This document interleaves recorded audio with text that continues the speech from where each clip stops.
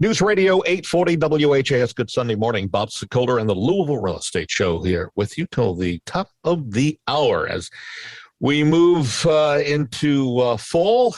With us today, Chuck Crosby, the Crosby Law Offices. You can reach Chuck anytime on his direct phone at 499-6360. Does a great job on closings, wills, and so many other things. Also here, Brad Lawler, owner of Home Team Inspection Service. They come in as a team. They hire vets. Their phone number is 844-411-TEAM. Thank you guys for being here. My son Greg continues his day off. You can reach me, Bob Sokoler, anytime. If you are looking to sell your home, listen, that's what we specialize in, and you can reach me at 376-5483.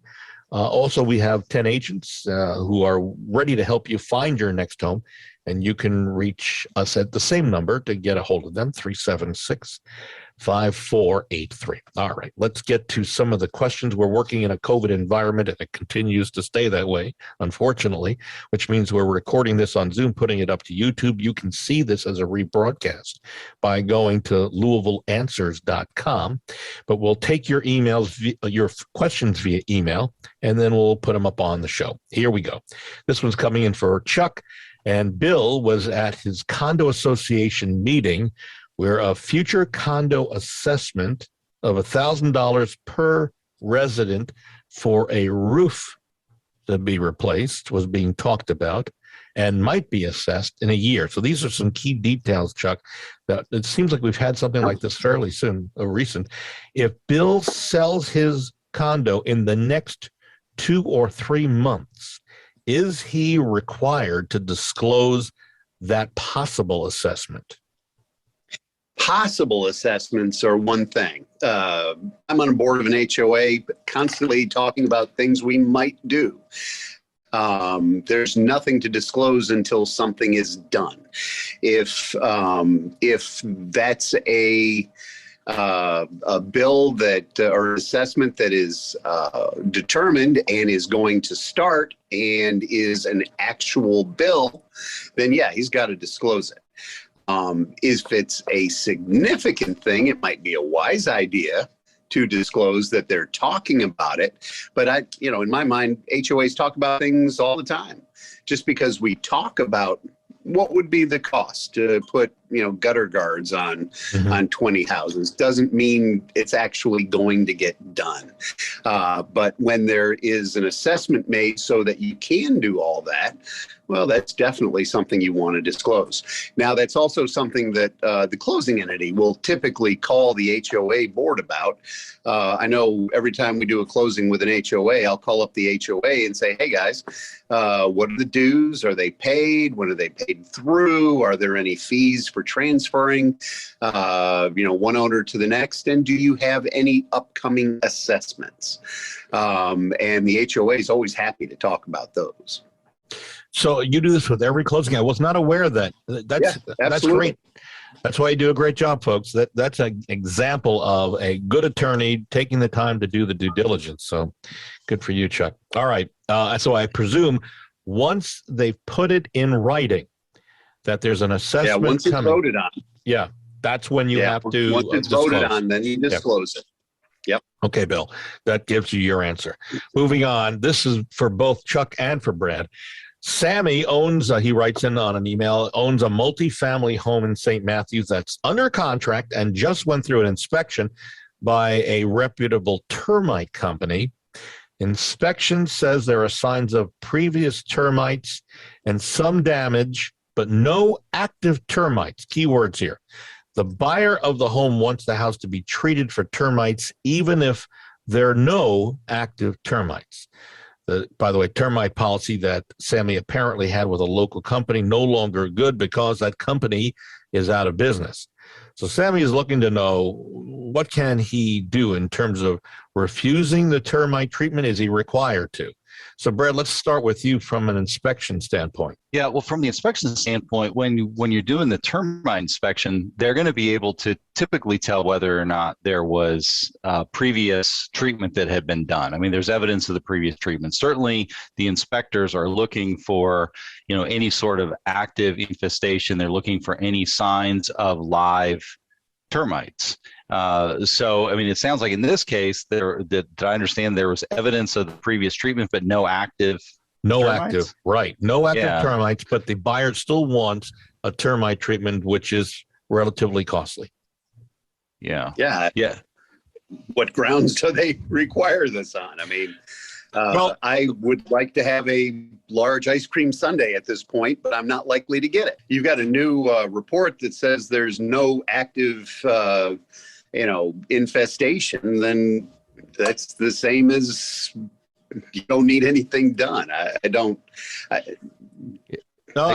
get why they would think. I don't know either. I don't know, but it's unless they're trying to pick up a new warranty. And I know that I would imagine that the new termite company is going to want to do their own inspection treatment if necessary before they pick up the warranty on, because repairing damage, particularly if there's any existing damage, can be very expensive. So, I mean, I understand why they would want to. But that's also something they look at is for damage. That's right. So if it says there's no damage and there's no active infestation, I'm betting that the company that he hired to give him that report, well, you're going to have to trust them or get another report.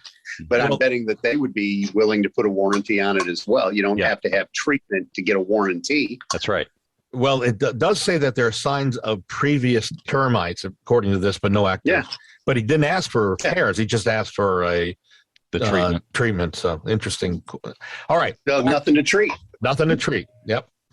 All right. So let's move on. Another legal and also inspection question. Kyle owns a home that she put on the market several weeks ago. She wrote us an email asking about the disclosures. They ask if there are any tanks in the backyard, and in the disclosure she wrote no. Then remember those heavy rains a week or two ago that we got? Mm-hmm. Yeah. Apparently, an old septic tank appeared, and the reason she knew there was an old septic tank or some big drum is because all of a sudden something washed like a branch sticking out of the tank. So she knew in the backyard there was some hole or something growing all of a sudden. She noticed this after she received the contract and inspections were done, but before this closing. So she wants to know, is she responsible for notifying the buyer and removing or filling in the big hole now that she's realized it? Chuck, let's start with you from a legal aspect. Yeah, well, first off, I'm wondering what kind of tank are we talking about here? If it's a gas tank or something like that, there's a whole different response than if it's a septic tank. Once you've discovered that an answer you've given is incorrect on the disclosure, well, it's your duty then to set the record straight. But if it's a septic tank that's no longer in use, apparently, otherwise she would know there's a septic tank out there. Right. It's just something left over. Well, that seems to be a pretty simple fix. Hey, guys, there's this, that, the other. Would she have to repair that? I would think so. Same as if the roof caved in. It seems to be a substantial change in the property. But if it's a gas tank where there's, drums of some unknown whatever buried out there, well, then that's a whole different issue. Then all of a sudden that, in my mind, would start requiring at least some environmental surveys. You got a gas tank in the backyard, you're going to darn well get a phase one. That's all there is to it. Yeah, it could be hazardous waste of some sort. During a home inspection, obviously, there's no way that a home inspector is going to see something that at the time is buried underground. There's nothing you use to go over the land to see if there's like sonar or something, right? Whatever. No, that's correct. Now we are looking for any sort of evidence, though, of vent pipes, anything that's sticking up out of the ground. For instance, we've got an old oil tank at our church property. It's an old farm property, and there's a large oil tank, and there's we know where it is, and we know that we can see the vent pipe. But every once in a while, you do find homes that have old oil drums that are outside, old oil storage tanks that are buried underground. So if we see any sort of evidence of it, we'll point it out, but we don't know, like to Chuck's point, we don't know exactly what was stored in there. We don't know any of the conditions. We just see that there's something sticking up above ground, or there's some deformation of the ground that we don't understand. We'll just point that out for further investigation, maybe in this case by an environmental engineer who'd be able to determine really what is in the ground there. So from my standpoint, I'm going to come back to you in a second, Chuck, because you'll see where I'm going with this. So from my standpoint as a realtor, I would tell you, Kylie, to contact your realtor even if you've already closed. But contact your realtor, let the realtor know what's happened. And your realtor, I would hope, would advise you to send an email to the realtor explaining what happened. And that email then goes to the buyer's agent, who then puts it to the buyer. And then the decision is made what needs to be done. If it means filling it in or taking care of it somehow, you need to own up to this, because of the next question I'm going to ask Chuck. So Chuck, let's just say Kylie covers it up or pours something in it, or puts a piece of wood over it and covers the wood, something that disguises the problem. And then let's just say 2 or 3 years down the road, the buyers discover this, maybe they're digging something or the wood gives way and they now discover it, however it might happen. Now, what can happen to Kylie or any seller who's deliberately tried to, if they can prove it, cover up this type of a problem from a legal standpoint? Okay. So if it actually is a hazardous waste, the idea being, if you buy a piece of property and it is contaminated, whether you knew or not, you're just as liable for cleanup as anybody else. Okay. If you're the person that somehow hid that to make me liable for something, well, that's a big problem. You're getting sued. Also, I believe if it's an actual hazardous substance or waste that you knew about and you're covering it up, I'm betting there's all manner of federal crimes involved with that.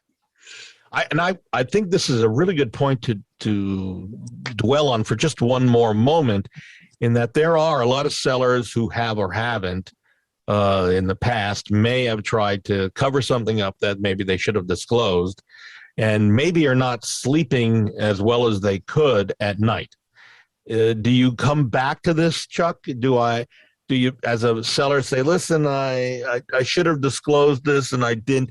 Is there recourse, or you just keep walking forward and not look back? Oh my God. I know. I'm just, if you're covering it up and you know what it is, if I got away with a murder, should I confess to it later is what you're asking. Yeah, to some level. If you're the type of person that's going to cover up an environmental issue that you know is an issue, you're not the kind of person that's going to come back later and say, oh, I'm sorry I did this. It's just not going to happen. At least you've got to be really down on yourself. Or you've found God, or you've had an epiphany, right? I'm just saying. Yeah. All right, we're going to, No, I know how often. It happens. It happens, yeah. We're going to take a break. When we come back, 11 things to do now for a weather emergency this fall or winter.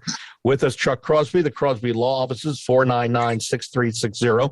Brad Lawler, Home Team Inspection Services, 844-411-TEAM. You can reach me anytime on my cell phone, 376-5483. And to see reviews about us, how we do, go to LouisvilleZillow.com or LouisvilleSellersTalk.com.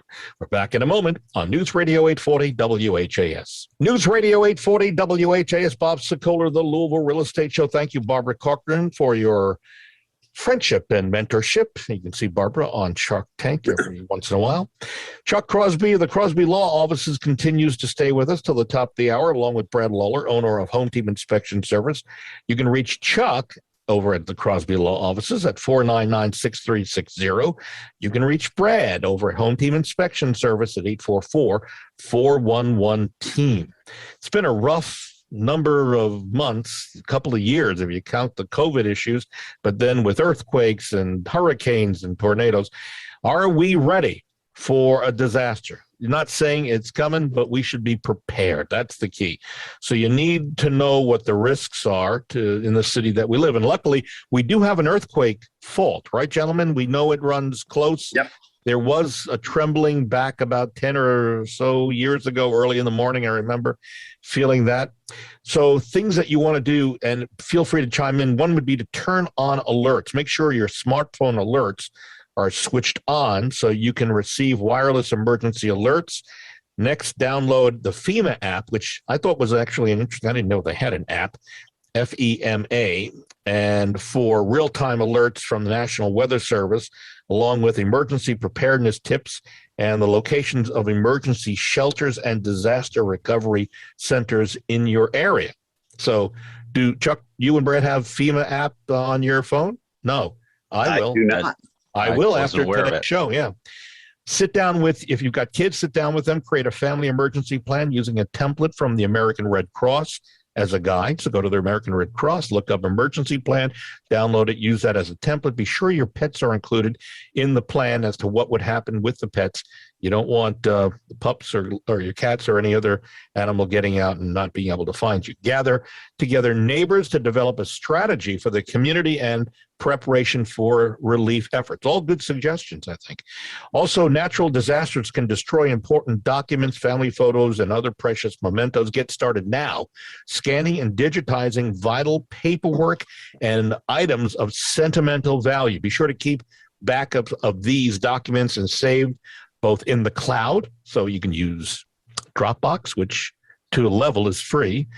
Take the extra copies on a stick or hard drive and put them in a safety deposit box, but use several different locations.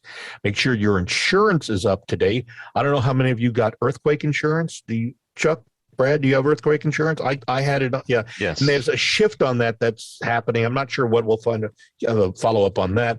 Build, if you have food, water, and other supplies, you need them to last at least 72 hours. So what happened in New Orleans and the surrounding areas with the hurricane, they needed a lot longer. Up in New York as well, they're having problems. At least 72 hours worth of food, water, and make sure that you have an emergency fund that's accessible. It's essential to put aside some money in the event of a crisis. Where to put it, I don't know. Whether you put it in a bank, because the bank could go down, or you put it in your house. If that something happens to the house, you need some sort of disaster-proof safe to store it. And speaking of that, in a natural disaster, you need to prepare your home in advance.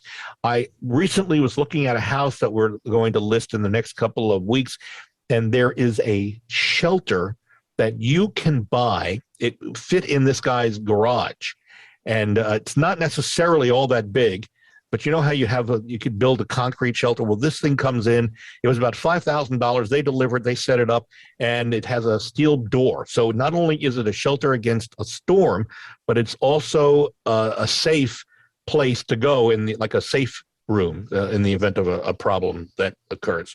And then take a home inventory. This is really important, folks.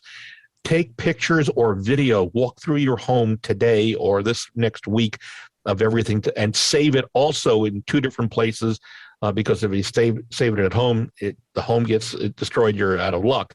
So pictures and video, that's going to help you in the event of an insurance claim that you're going to need to make. And then, of course, practice self-care. When you're preparing for a disaster, your mental strength, inner kindness, and resilience can be just as important as your physical precautions. So just be prepared, and that will hopefully help you down the road. I know it's a lot to talk about, but it's something that we all need to think. Bob, I want to add add three quick items Yeah. that every homeowner needs to know. You need to know where your water shutoff is, your main water shutoff, because you could have an ice maker suddenly go bad on you and flood your house. You need to know how to turn off the power to your house. Not all panels are just one switch. Some are split buses, so they require multiple switches to be thrown. And you need to know where your natural gas shutoff is. Those are also things to add to that disaster preparedness list. You know, as you're going through that, I know electrical, I know water, but I'm not sure about the gas end of it. It's probably at the meter itself, but you need to know where all of those shutoffs are, because you're more likely to have a problem there than even an earthquake hitting. All right, let's move forward. Hopefully, that's been some good information as we move into the fall and winter in 2021.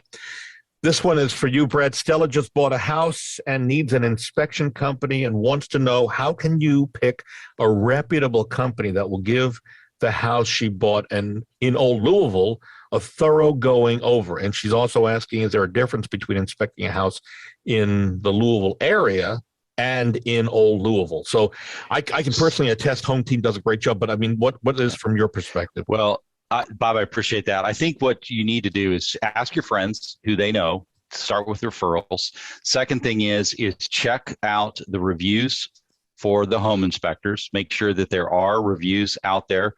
Check their website out. And the biggest thing you can do is call their phone number, because many of the inspectors are solo inspectors. They tend to be busy, and you need to make sure that you can get a hold of them if you have a question later. The other thing, when you do talk to that home inspector, find out how they price their inspections out. Some of them will discourage older homes by adding significant surcharges to them. You'll kind of get an idea of whether or not they want to do a whole home in Old Louisville, but just ask them, specific questions about the property that you're interested in. And finally, make sure that you see a copy of their written report, because the only thing a home inspector is really delivering is a written report. So make sure that you see their sample report, you're comfortable with it, it makes sense to you, because if it doesn't, then you're just throwing money away. You got to be able to use that report to help you navigate the process. I know you touched on this, but is there a difference between an inspector who specializes in Old Louisville and the rest of Louisville? What I will tell you, well, I mean, like my teams, we do a tremendous amount of work on homes that are, older than 100 years old. A lot of inspectors won't touch a house that was built before, the 1970s, just because of the complexity, because of the time that it takes to go through them. But usually what they'll do is they'll discourage inspections on older homes that they're not comfortable with by just giving a very high price, or they'll just say that they're not available to do the inspection. So you can ask them, but it's you won't find everybody willing to get into crawl spaces. You won't find everybody willing to, take on a 100-year-old house in Old Louisville. Got it. This one's for you, Chuck. Max sent us an email, and this can be scary for any home buyer. Max says he purchased a home, had it inspected, and the repairs were done. 6 months now since Max says he closed on the home and moved in. Now, all of a sudden, after recent rains, there's a leak in the basement coming from behind a dryer next to the washing machine. After further investigation, it appears that there was an attempt to seal up the crack at some time. He doesn't know when. And Max says the home is only 3 years old, and there have been there's only one other owner before Max purchased it. So what's the recourse at this point? And can he go back on the seller? Well, it depends. I mean, if it's new, no. That happens. Obviously, at some point, there's going to be if the crack is new, is what you're saying. Yeah. Okay. Yeah. If the crack or the leak, just because there was a crack doesn't mean there's going to be a leak. Yeah. That's the first thing to think about. Second thing is, well, would the other guy have known about it? Maybe. I know concrete's going to crack, and maybe that crack will leak at some point.